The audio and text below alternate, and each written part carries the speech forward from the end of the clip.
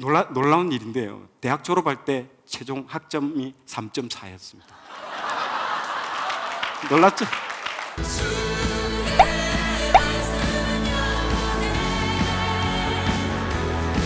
레위기는 조금 어려운 책으로 알려져 있고요. 민수기는 잘 다루어지지 않는 책으로 알려져 있습니다. 왜냐하면 민수기 자체가 실패의 책이죠.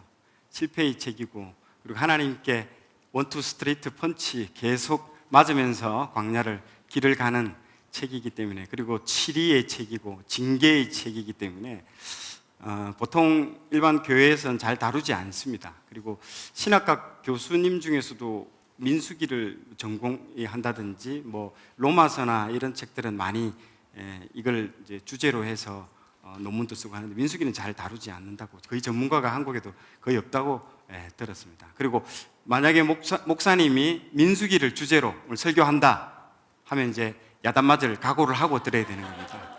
그 정도로 민수기가 조금 쉽지 않은 책이고요. 그리고 또 듣기에도 좀 힘들고, 우리 교회는 다르죠. 우리 교회는 뭐 훈련이 생활화되어 있는 교회이기 때문에 그렇게 좀 그렇습니다. 그러나 우리 변화를 지금 갈구하고 있는 이 우리들, 그리고 또 한국 교회에는 반드시 필요한 책이 민수기가 아닌가 싶습니다. 그래서 오늘 이 민수기를 책을 통해서 어렵지만은 좀 하나씩 또 풀어나가면 또 놀라운 또 금강맥을 발견하는 날이 될 줄을 믿고 선포합니다.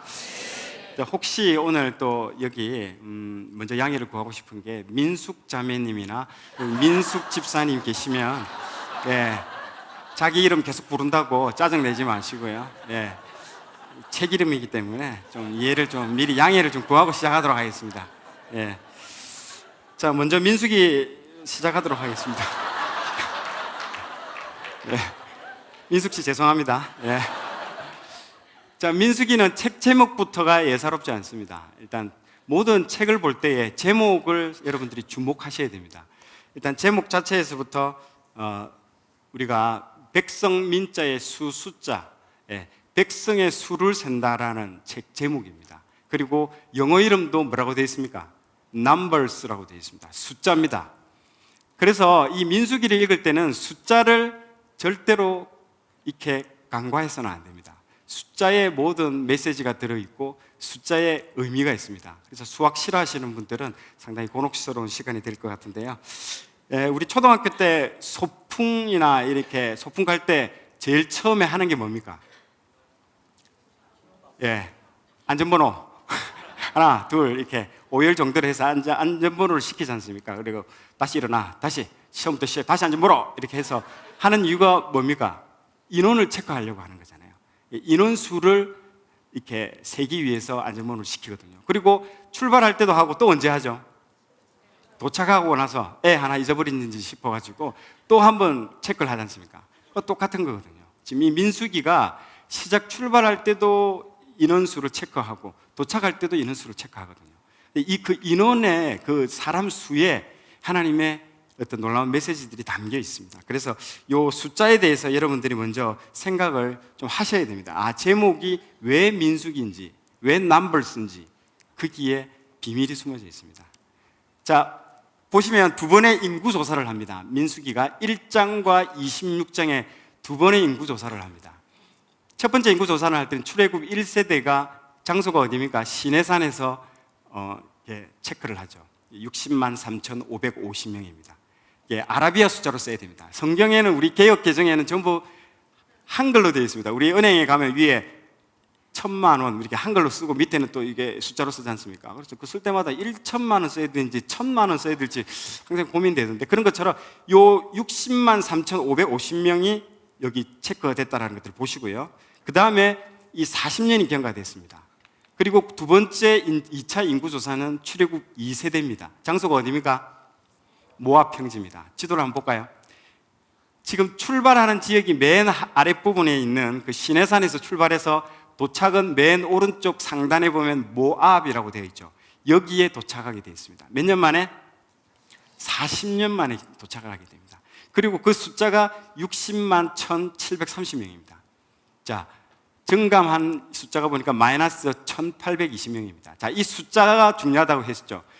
자, 여러분들 신앙에 있어서 중요한 게 뭐라고 했습니까? 해석이라고 했습니다. 사건보다도, 일어난 사건보다도 이 사건을 어떻게 해석하느냐가 상당히 중요하거든요. 자, 마이너스 1820명입니다. 여기서 여러분들은 어떻게 해석하시겠습니까?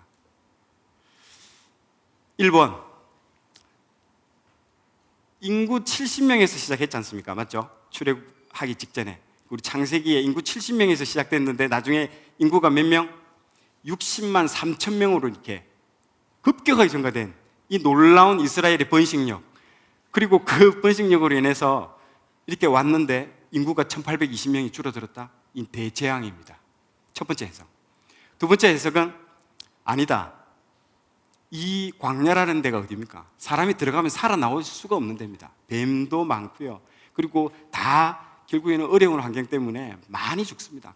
대부분 다 홍해 건너가지고 사람들이 그 광야를 들어갈 때 외부 사람들이 봤을 때는 저거 곧 다 죽겠구나, 다 죽겠구나, 그렇게 생각했을 겁니다. 그렇기 때문에 이 마이너스 1820명, 거진 60만 명입니다. 둘 다. 그러면 이거는 하나님의 놀라운 은혜다. 어떻게 이렇게까지 인구를 줄이지 않고 하나님이 이렇게 유지를 할 수 있느냐? 자, 1번 해석이 맞을까요? 2번 해석이 맞을까요? 네. 자, 여러분 긍정적이십니다. 네. 하나님께서는 1번, 2번 둘 다 맞다고 이렇게 해석하시는 게 맞습니다. 자, 광야 1세대, 출애굽 1세대들은 결국에는 불순종으로 인해서 다 죽습니다. 그러나 하나님은 다 죽지 않고 결국에는 다음 세대를 준비시켜서 결국에는 그 다음 세대가 60만 1730명이 되지 않습니까? 그 세대를 준비해서 똑같이 만들어 주신 겁니다. 그래서 결코 하나님이 그것을 인구를 줄이지 않고 그대로 유지했다라는 그 자체만 가지고요, 하나님의 놀라운 은혜입니다. 그래서 민수기가요, 숫자가 중요하다는 겁니다. 하나님이 어떻게 그 많은 인원, 생각을 해보십시오. 그 60만 명이 간다는 건요, 장정만 60만 명이지 아이들하고 다치면 150만 명, 200만 명입니다. 그 사람들이 소변, 대변, 볼일 보는 문제부터 해서 식수 문제, 그리고 애 둘, 셋, 을치고 소, 양 데리고 이삿짐 다 보따리 싸고 그 40년간을 그렇게 갔다고 생각해 보십시오. 상상을 초월합니다. 그런데 죽지 않고 그 인원이 그대로 이렇게 갔다? 이 하나님의 엄청난 은혜입니다. 그러지 않고서는 이렇게 할 수가 없습니다.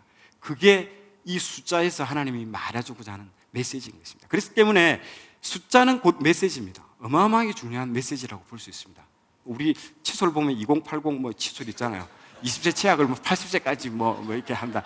그 숫자만 보면 이게 무슨 의미인지 아는 것처럼 이 민수기는 이 숫자를 통해서 캐치를 하셔야 됩니다. 그래서 첫 번째 의미가 민수기라는 거고요. 두 번째는 민수기 광야에서 죽은 사람들입니다. 아까 얘기했죠. 60만 3,550명인데 장정, 20세 이상 장정만 그렇고요. 여자, 아이, 노인 치면 150만에서 추산 잡고 200만 명 정도가 출발하는 겁니다. 그 여정입니다. 자, 그래서 40년간 생활했거든요. 1세대가 다 죽었습니다. 즉 150만 명이 다 죽었다는 겁니다. 그러면 360일에서 40년을 곱하면 14,400일이죠. 그 14,400일을 150만 명으로 나누면 100명입니다. 즉 하루에 100명씩 죽어 나갔다는 겁니다. 평균 잡아. 그렇기 때문에 나중에 보면 그 민수기에 이렇게 적혀져 있지 않습니까? 애굽에 매장지가 없어서 여기까지 와가지고 우리를 죽이고 여기서 다 죽일까 하느냐고 계속 원망하잖아요. 그게 이 얘기거든요. 매일 죽어 나가는 겁니다. 실제로 100명씩 죽어 나갔습니다. 그걸 내 옆에 있는 친구, 친척들 죽어 나간다고 생각해 보십시오. 불평 안 하겠습니까?